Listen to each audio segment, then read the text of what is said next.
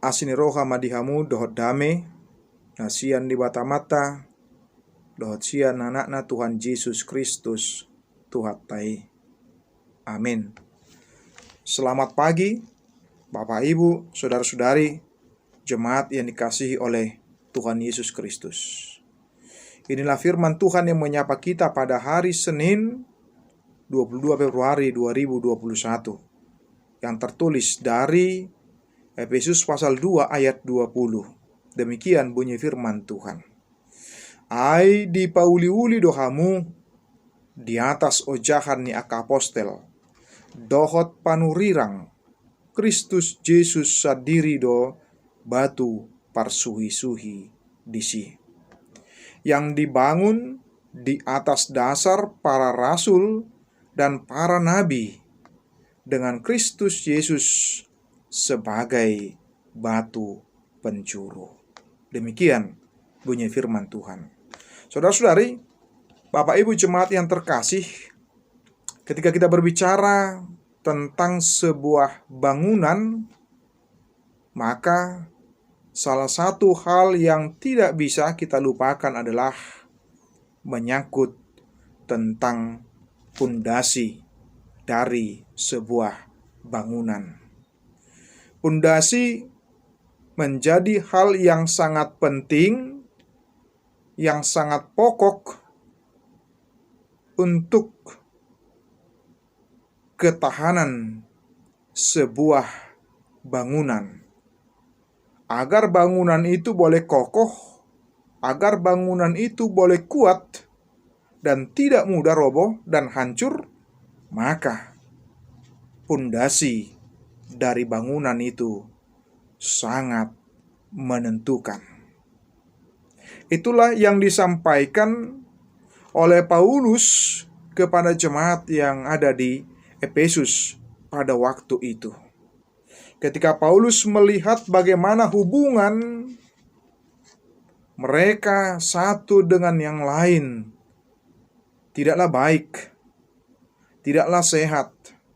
Karena apa? Karena terlalu menekankan perbedaan-perbedaan lahiriah yang ada antara orang Yahudi dengan non-Yahudi, antara orang yang bersunat dengan orang yang tidak bersunat. Oleh karena itu Paulus mengingatkan mereka pada waktu itu bahwa ikatan yang mempersatukan orang yang percaya itu dengan berbagai perbedaan-perbedaan yang ada adalah Kristus, Tuhan itu sendiri. Dan bukan yang lain, karena sukunya, karena bangsanya, karena bahasanya yang berbeda-beda, sehingga itu tidak menjadi penghalang bagi orang yang percaya untuk boleh bersatu, untuk boleh bersama di tengah-tengah kehidupan orang yang percaya. Justru perbedaan-perbedaan yang ada di tengah-tengah kehidupan kita itu sesungguhnya adalah merupakan rahmat, berkat dari Tuhan di dalam kehidupan kita sebagai orang yang percaya. Itu yang diingatkan oleh Paulus bagi orang-orang yang percaya, baik Yahudi maupun non-Yahudi pada waktu itu, di mana mereka terlalu mengedepankan tentang perbedaan-perbedaan yang ada, yang dapat merusak hubungan antara orang Kristen dari latar belakang Yahudi dan non-Yahudi.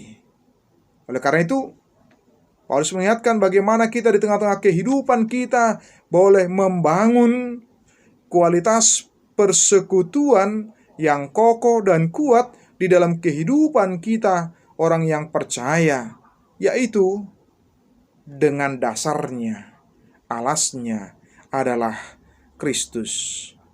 Ketika kita melihat dari sudut kacamata Kristus tentang perbedaan-perbedaan yang ada di dalam kehidupan kita, maka kita akan melihatnya menjadi berkat dan bukan kutuk. Apakah perbedaan suku? Apakah perbedaan bahasa? Apakah perbedaan antara yang kaya dan miskin, antara pejabat dengan rakyat biasa? Seharusnya itu menjadi sebuah kekuatan di dalam kehidupan membangun persekutuan yang kuat, yaitu dengan menghargai perbedaan latar belakang, perbedaan situasi dan kondisi, dan bukan malah justru saling mengejek, saling menghujat, saling membuli oleh karena adanya perbedaan tersebut. Itulah yang diingatkan oleh Paulus di tengah-tengah kehidupan kita, supaya perbedaan-perbedaan yang ada itu tidak menjadi jurang pemisah, supaya perbedaan-perbedaan yang ada itu tidak menciptakan pengkotak-kotakan yang dapat merusak tatanan hubungan jemaat antara satu dengan yang lain. Tetapi lihatlah bahwa perbedaan itu adalah berkat dan anugerah yang dititipkan Tuhan kepada kita untuk boleh saling memperkaya satu dengan yang lain. Ketika pondasi kita jelas di dalam Kristus, maka kita akan melihat perbedaan itu berkat yang dari Tuhan kepada kita sebagai orang yang percaya. Tuhan Yesus memberkati kita semua. Amin.